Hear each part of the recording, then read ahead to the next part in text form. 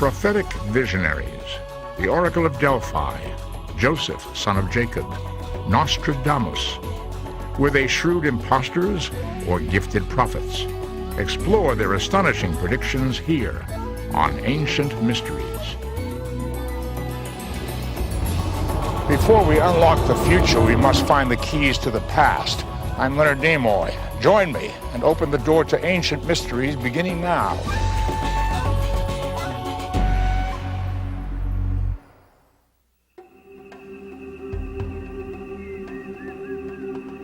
As ancient as the pursuit of wisdom is the human yearning to foretell the future. A quest led across the centuries by prophets, sorcerers, and visionaries. But do individuals truly possess the power to see beyond their own time? Is the ability to foresee the future, known as precognition, a power dormant within all of us? One of the fundamental mysteries about this whole process is whether it takes the form of an ability that everybody shares. The vast majority of scientists, however, dismiss the notion that this extraordinary ability actually exists. Premonitions and precognitive effects are illusory, that they don't in fact exist. Despite scientists' skepticism, however, throughout history, there is intriguing evidence that some individuals may have had the ability to predict events that had not yet occurred. In ancient Greece, 800 years before the birth of Christ, the oracles of Delphi prophesied plagues, war, and the destruction of empires. In 1911, a world-renowned palm reader may have foretold the worst sea disaster of all time, the sinking of the Titanic. Many believe a French physician named Nostradamus prophesied the rise of two of the world's most powerful despots, Napoleon Bonaparte and Adolf Hitler. Is prophecy nothing more than humanity's psychological need to impose order on the unknowable? Or is it an ancient truth that science has yet to accept?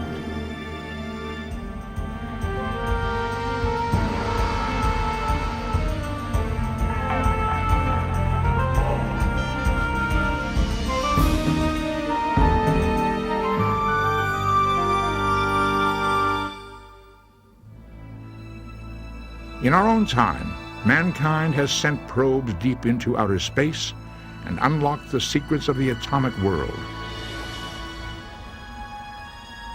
Yet one frontier remains an eternal enigma, nature's greatest mystery, the future. And yet, since ancient times, a handful of prophets, seers, and oracles have believed they could see beyond the barrier of time. Is the future discernible for some, or perhaps even for all of us? Thousands of people have experiences that are precognitive. Ordinary folks, nothing special about them. It may happen once in their life, twice, and that's all. On the other hand, there are clearly individuals who seem to have better access to this ability. Despite the fact that many believe in such powers, most scholars insist that the future simply cannot be foretold. My own personal view is that precognition and premonitions are completely baseless, that this in fact doesn't happen, that we live in a world where the future is not predetermined in any important way. Nevertheless, many believers remain convinced that humanity possesses a mysterious sixth sense. It is a phenomenon known by many names: premonition, precognition, and prophecy. All share one fundamental meaning: the ability to foretell the future. From tribal priests in Africa to shamans in the Americas, every culture has fostered its prophets. Is it possible that some possess the ability to foresee coming events? In Babylonia, 5,000 years ago, kings employed astrologers to help them make crucial decisions of state. In Central America, the ancient Maya are said to have predicted the arrival of the Spanish conquistadors more than 6 centuries before their ships loomed on the horizon. In Tibet, many believed that Buddhist holy men foretold the invasion of the British Army 100 years before it took place. Were these true predictions of the future, or nothing more than coincidence? In ancient Greece, those driven to know their future would set forth on an arduous pilgrimage that took them 70 miles from Athens. There they would climb the forbidding slopes of Mount Parnassus to reach the lofty site where it was said the gods deigned to speak to man. This was the mysterious sanctuary of the Oracle of Delphi. Once inside the sanctuary, a believer would wind along a path called the Sacred Way, past solemn statues and hallowed stones, until he reached the temple itself. There, a priest would lead his visitor into the gloomy depths, the inner sanctum of the temple. Seated over a fissure in the ground was a lone woman known as the Oracle, the seer of the future. She inhaled the strange vapors issuing from the fissure, and in a trance-like state spoke the words of the gods. At the crucial moment, the believer would pose his question to the Oracle, also known as a Pythia. Her reaction remains one of the most tantalizing mysteries of the ancient world. I think if I could know anything about the Delphic Oracle, I would want to know exactly what happened when the client asked the Pythia the question. That is, I'd like to know where she was sitting. I'd like to know her facial features. I'd like to know if her voice changed. I would like to know how the clients looked at her and received her answer. That's what I would like to know. All that is known is that the faithful visitor would inevitably receive his answer, a prediction said to reveal his future.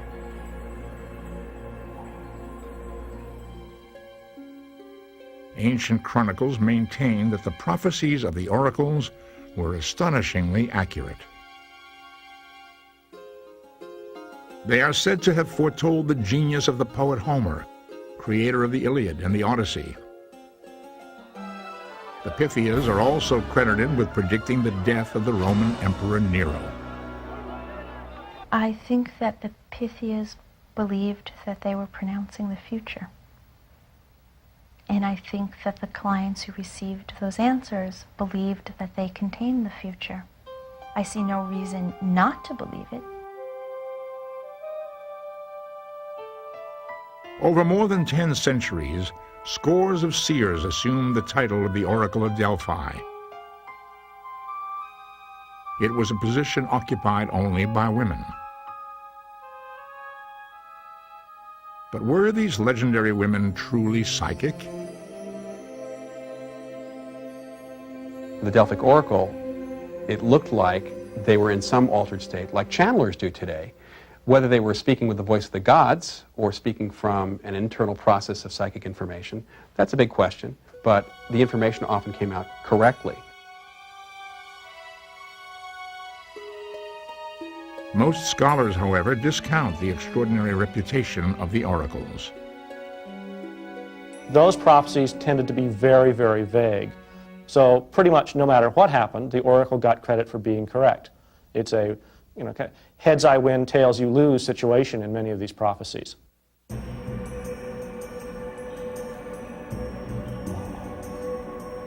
Whether the oracles truly possessed the sixth sense remains a mystery. What is known for certain is that for centuries, some of the most powerful rulers of the ancient world made the pilgrimage to Mount Parnassus to consult the Oracle of Delphi.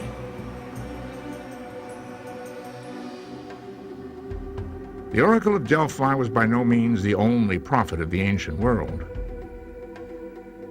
According to the Bible, in the age of the pharaohs, one visionary foretold the future through dreams.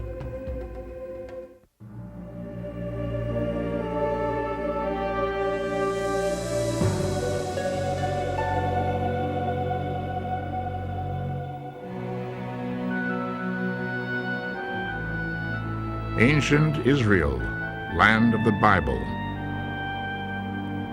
In a holy place renowned for its prophets, Isaiah, Ezekiel, Jeremiah, the ancient practice of foretelling the future was branded pagan sorcery.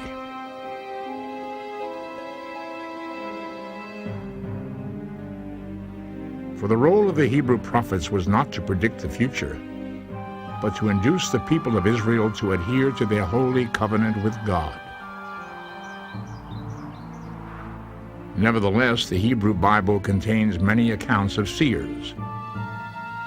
One of the most famous biblical predictions comes not from a prophet, but from the son of the Hebrew patriarch Jacob, an ordinary man named Joseph.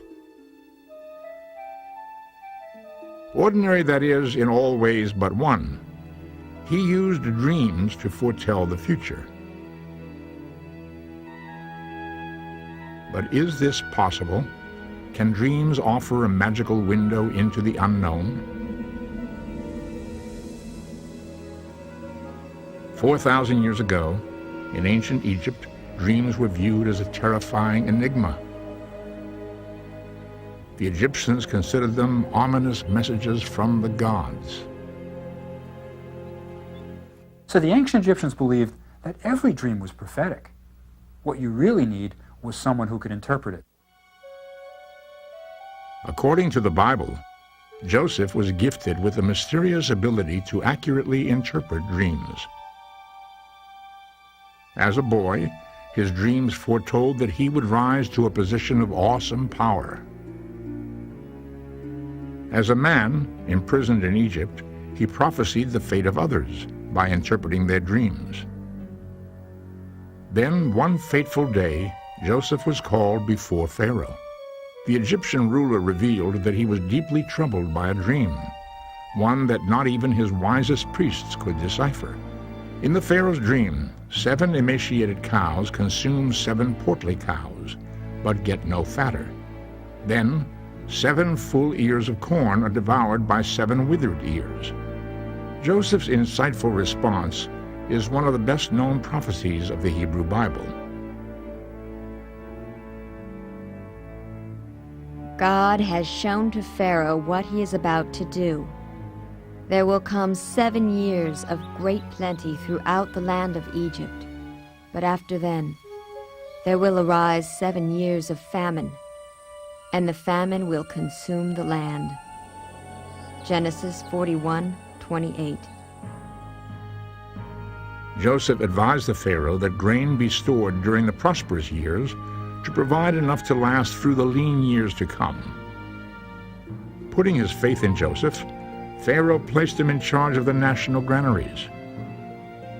Through Joseph's foresight, the land of Egypt was spared a terrible famine. But did Joseph possess the ability to see into the future? The Bible only hints at the answer to this ancient mystery, suggesting that Joseph may have inherited his extraordinary powers from his father Jacob. Joseph is someone who understands people's visions and people's dreams. Why exactly that plays out, I don't know, except I will say that it's a family tradition. Jacob, after all, also had dreams. Despite the biblical account, most scholars dismiss the interpretation that Joseph could see the future. What has come down to us has been filtered through chroniclers and writers and translators. So it's essentially at this point, I think, impossible to know whether those were valid prophecies or not. I suspect very strongly, of course, that they weren't. The controversy over Joseph's powers, as described in the Bible, may never be resolved. Whatever his prophetic ability, The Bible leaves no doubt that Joseph helped the nation avert certain disaster. Another prophet of ancient times, however, delivered a much more ominous prediction for all mankind. This prophecy of doom appears in the biblical book of Revelation.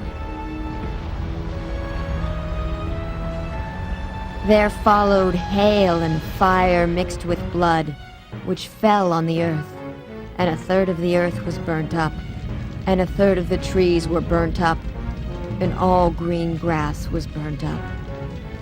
Revelation 8:7. So the book of Revelation actually talks about the stars falling, comets hitting, the sun being blackened, the moon looking like blood, the earth shaking. Everything is affected.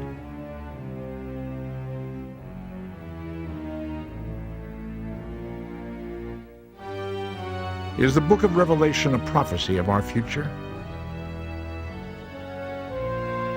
Was its author divinely inspired to see the cataclysm to come?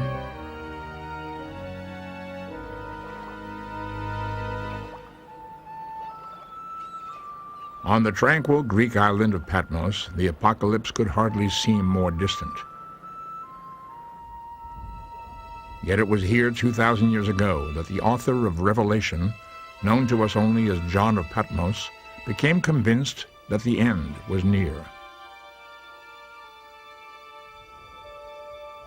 Blessed is he who reads aloud the words of the prophecy, and who keeps what is written therein, for the time is near.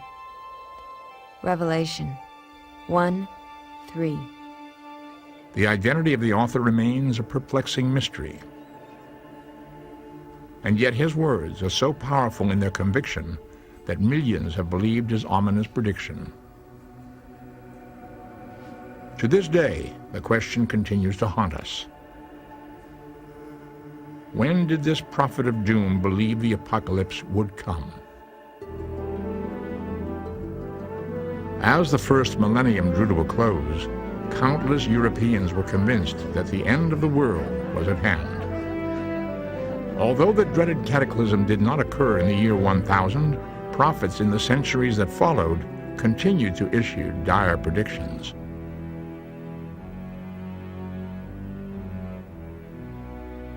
Perhaps the most influential doomsday prophet of modern times was a New York farmer named William Miller, who derived his predictions from the biblical book of Revelation. His prophecy that the world would end in 1844 sparked hysteria among hundreds of thousands of Americans. Even when Miller's prediction proved wrong, his followers continued to believe that the apocalypse was imminent.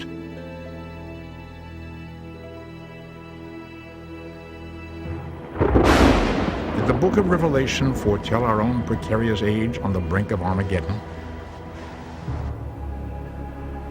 Disasters happen every year somewhere in the world, so it's very easy to look at the San Francisco earthquake and say, oh, that was the earthquake that was foretold in the book of Revelations, therefore the world will end in 1995. But it didn't. Exactly when John, the author of the book of Revelation, expected the apocalypse to occur may never be known. But in 1555, nearly 1,500 years after John's death, many believe another renowned seer pinpointed the most tumultuous events in world history with astonishing precision. His name, Nostradamus.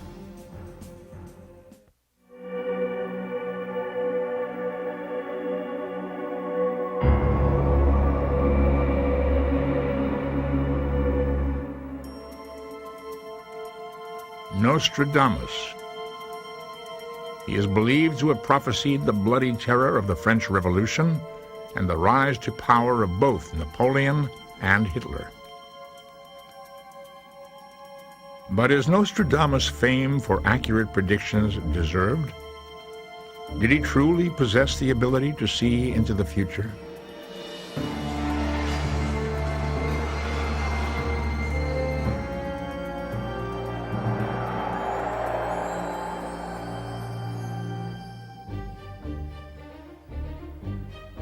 Nostradamus was born in France in 1503. A physician, he earned his reputation treating victims of the dreaded Black Plague, an epidemic which wiped out a third of the population of Europe. And yet, Nostradamus gained worldwide renown not from his medical achievements, but from what some assert was an extraordinary ability to see into the future. He recorded more than 1,000 prophecies, written in enigmatic 4-line verses called quatrains. Believers in the validity of Nostradamus' predictions insist he accurately foretold the most turbulent events in the history of France.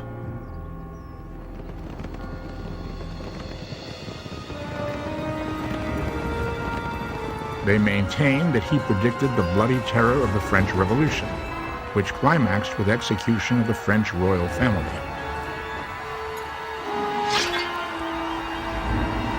Nostradamus' uncanny perception of future events of the French Revolution doesn't end with the death of Louis XVI. He also gives us details about how his queen, Marie Antoinette, would meet her end. Of all Nostradamus' predictions, the most famous and controversial are those concerning the rise of Napoleon Bonaparte and Adolf Hitler. Some researchers believe Nostradamus foresaw Napoleon's entire career, from his meteoric rise to power to his final defeat at Waterloo in 1815.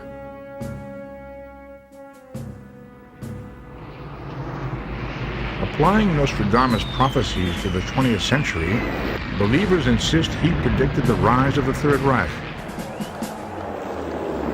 the occupation of France, and the Battle of Britain. Some researchers even maintain that Nostradamus identified the evil tyrant Adolf Hitler by name. The name thinly veiled in his prophecy as Hister. Beasts ferocious with hunger will swim across the rivers.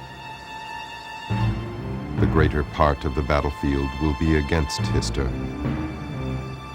Nostradamus, Century 2, Quatrain 24. Ironically, the Nazis themselves seized on Nostradamus' words as a weapon of war. The wife of Joseph Goebbels, the Nazis' infamous minister of propaganda, first brought Nostradamus to her husband's attention. She went, "Hey, honey, look at this book. Look at all these references to a Hister and a captain of Greater Germany. Isn't this interesting? Do you think he's talking about our Adolf?" Goebbels immediately saw the ancient prophecy's immense propaganda potential. He employed a celebrated astrologer named Karl Kraft to write interpretations of Nostradamus that would be favorable to the Nazis.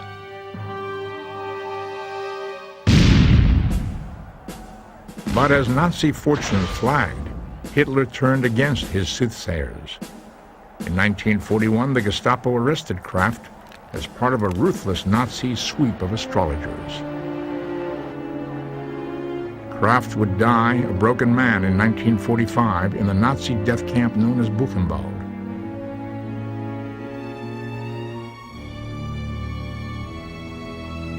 Ironically, a victim of the dictator he had helped to glorify.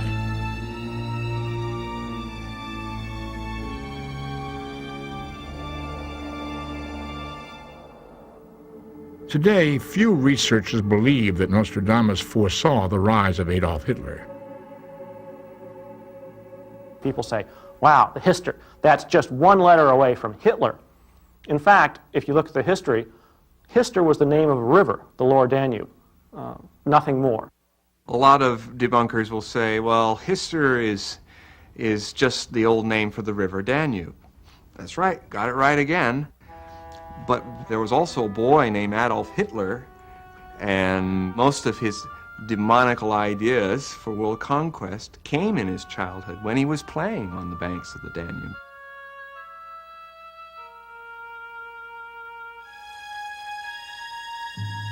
Whether Nostradamus really foresaw the rise of Adolf Hitler remains a source of controversy. And yet, experts are intrigued by an even more perplexing mystery: Nostradamus' vision of the future itself. For instead of a predetermined destiny, he envisioned a malleable fate, forged by the free will of humankind. Nostradamus didn't write prophecies that were written in stone. There are many potentials coming out of these prophecies. Our free will, in fact, he uses the word, I predict things and then we see how the future inclines itself towards these events or these events. According to skeptical experts, these dual predictions mean Nostradamus was hedging his bets.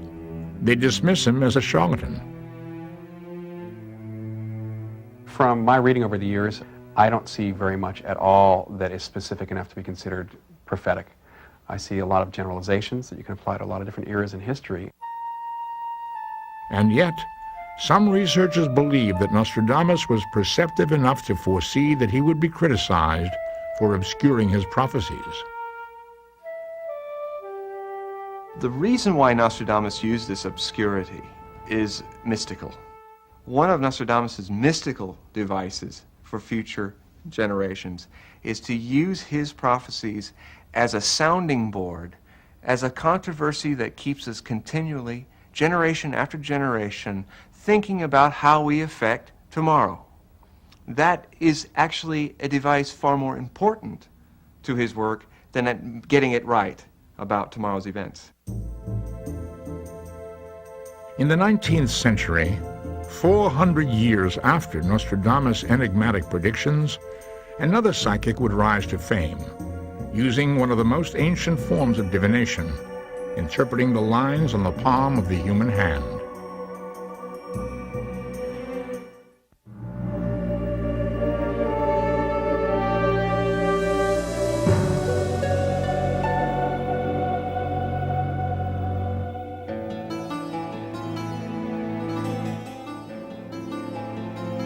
In the ancient world, such renowned thinkers as Aristotle, Hippocrates, and Plato were said to have practiced an arcane form of prophecy. Palmistry, the art of reading the lines in the palm of the human hand.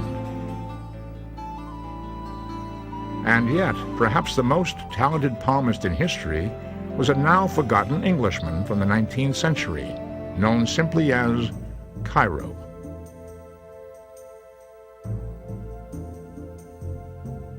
Cairo's clients included many of the most celebrated figures of his day, from English playwright Oscar Wilde to American President Grover Cleveland. Even the skeptical Mark Twain went so far as to submit to a hand imprint.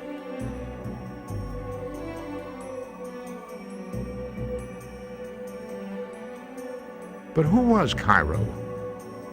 How did he gain his reputation? And was he really endowed with the ability to see the future?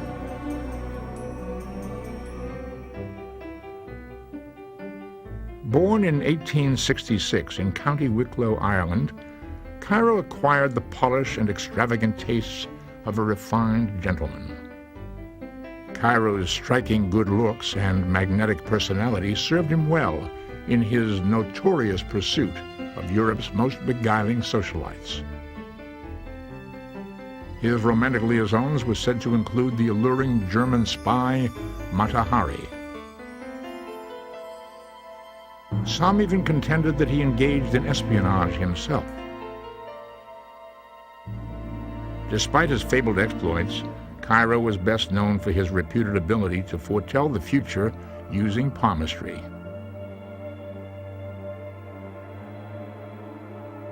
But how did he utilize this ancient art to make his prophecies?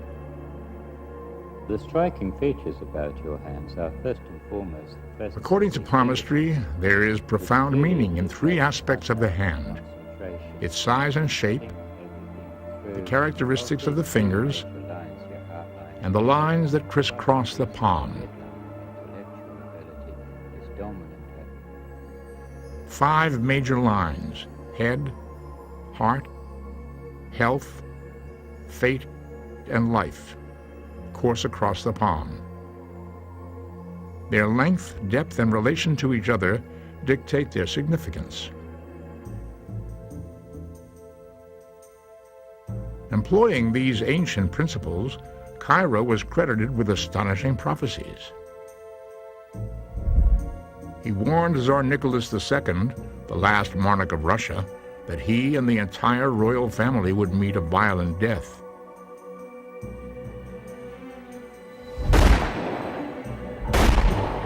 It was a prophecy which the Bolshevik Revolution of 1917 suddenly turned into a bloody reality.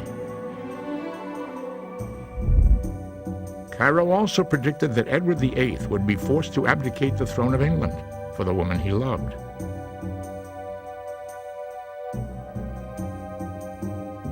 The king did indeed surrender his crown in 1936 because of his devotion to an American divorcee named Wallace Simpson.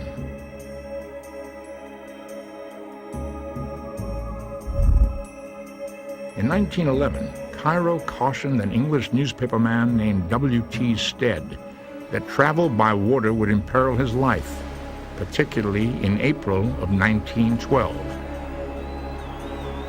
But Stead ignored Cairo's admonition and booked passage on an ocean liner that sailed April 10, 1912. The name of the ship, the Titanic. Perhaps Cairo's most impressive prediction involved an ancient pharaoh's curse. In 1922, Lord Carnarvon, a renowned Egyptologist, discovered the fabled tomb of King Tutankhamun. Cairo warned Lord Carnarvon not to enter the newly discovered tomb, lest it cost him his life. Lord Carnarvon ignored the warning. 5 months later, he died of a mysterious blood disease.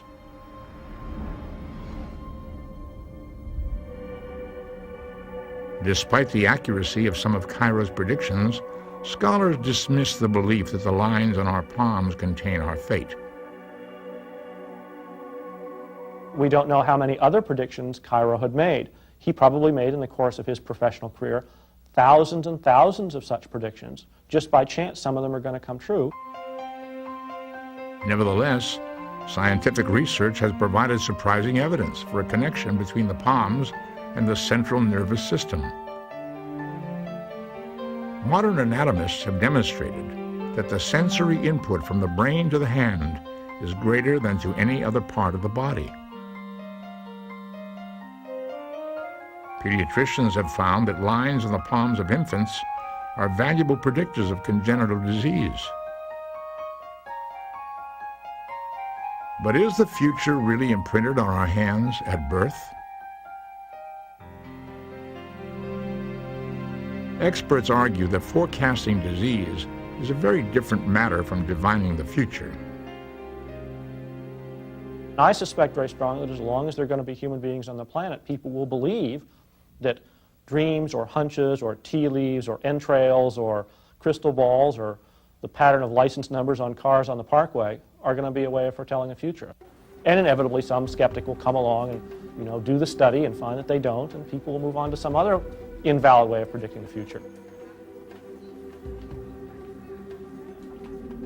Whether lines on the palm might actually hold the secret to an individual's destiny continues to be fervently debated.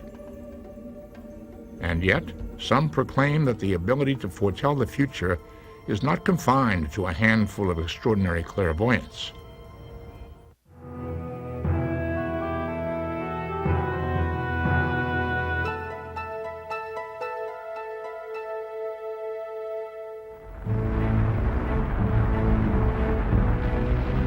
Since ancient times, humanity has suffered a terrible series of catastrophes which had only one thing in common.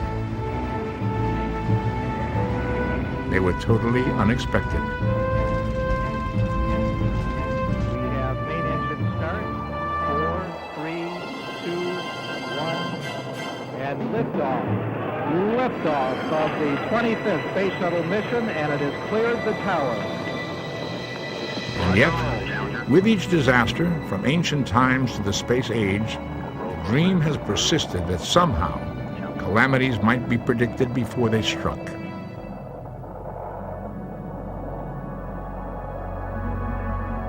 Surprisingly, some believe we've always possessed this extraordinary prophetic ability. We have, and I think this is very important, spontaneous cases that occur every day with ordinary folks where they get very convincing glimpses of the future. And this is outside of coincidence and all these other things. Very dramatic cases. Most scientists believe, however, that while all of us have frequent premonitions, only an insignificant few actually come true. It's very common to have premonitions of great disasters and little disasters. By chance alone, some of those are just going to come true. We tend to hear about the ones that do come true, and we don't hear about the thousands and thousands and thousands of premonitions that don't come true. In 1897, an obscure American writer named Morgan Robertson was struck by a remarkable premonition.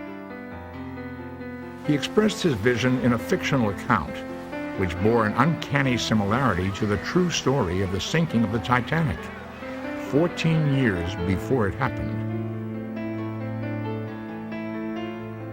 The ship in Robertson's story was astonishingly similar to the Titanic. Both vessels were called unsinkable. Both struck icebergs and took almost an identical number of victims to their watery grave. The name of the ship in Robertson's startling premonition, the Titan. Many skeptics, however, remain unimpressed by the litany of striking similarities. You wouldn't name your great hulking passenger liner the Little Mouse if you wanted a dramatic effect. So again, I don't think there's anything paranormal here. I think Robertson was making some very good guesses. In addition to Robertson, 18 other people had premonitions of the Titanic disaster. The interesting thing about the Titanic itself is that, not that it's the most incredible prediction, but it's one of the most recorded predictions. This great unsinkable ship was widely publicized worldwide in the press, and many people thought it was a sign of arrogance, man claiming to have overcome the natural forces in nature. And it roused some resentment, so it's more likely that there would have been more premonitions of something going wrong, maybe almost in a perverse sort of way, wishful thinking.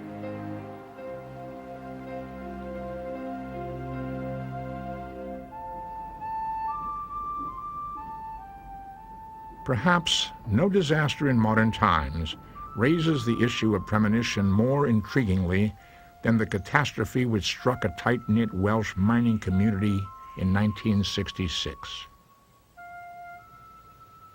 The village of Aberfan, nestled in the shadow of a 600-foot mountain of coal slag from nearby mines.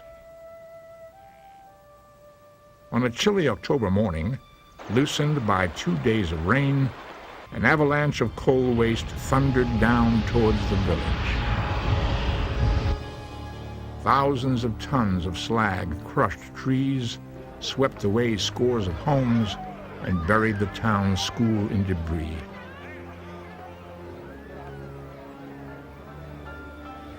Some of the helpers tore at the rubble with bare hands in their desperate efforts to get at the children.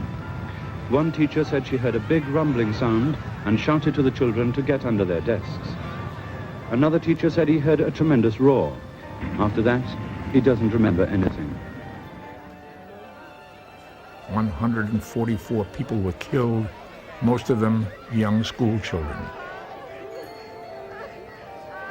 In the aftermath, over 60 people across Great Britain reported having had premonitions of the disaster.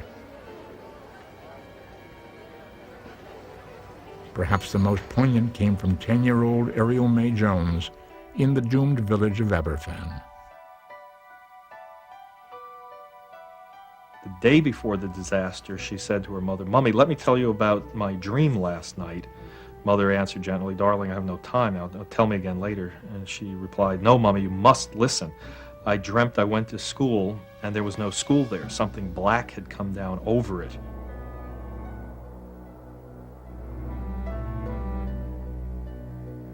The next morning, Ariel May Jones perished with her classmates under the very avalanche she had foretold.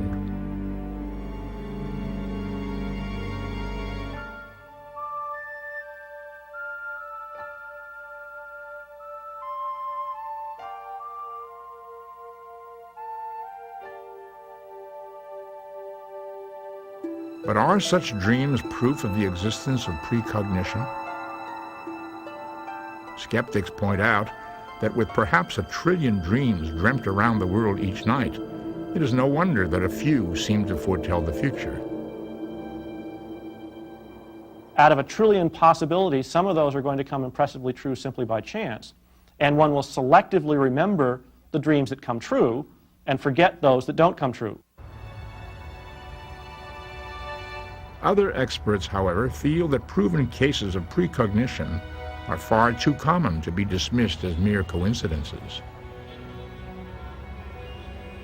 When you have them happening to so many thousands of people all over the world, it's no longer unusual. It's normal, in fact, for people to have these experiences. What's unusual, unfortunately, is for people to pay attention and to actually try to stop or change what they predicted if it's a bad thing, or try to make it happen if it's a good thing. Even if premonitions do occur, a deeper mystery remains. Is the future changeable, or is it fixed? Are our lives determined by human free will, or by destiny? This profound question sharply divides researchers and challenges our understanding of time itself. For me to believe that individuals, or many of us, can foretell the future would require that I believe that the future is preordained, and I simply can't believe that. We don't know a whole lot about time. Physicists at many levels believe that time might go both ways, that you might be able to pick up information from a future that's probable or definite depending on what you believe. After centuries of controversy about precognition, at last experts are attempting to replace speculation with scientific research. Researchers themselves, however, acknowledge that science has a long way to go before the existence of precognition can be conclusively proven. The elusive dream of seeing into the future continues to tantalize researchers with its promise. To even imagine the prospect opens unlimited possibilities. None of us want to be on the next Titanic or the next 747 to crash or at the scene of the next earthquake. And if we believe that there's a way of foretelling the future, we at least have the illusion that we can prevent that kind of thing and save ourselves and our loved ones. And that's a very powerful motive. Is the future a secret which the ancients had the key to unlock, a key which modern science has yet to discover? With the advent of the new millennium, many seek a magical tool to probe the daunting challenges that lie ahead. So we will continue the age-old quest to shatter the barriers of time.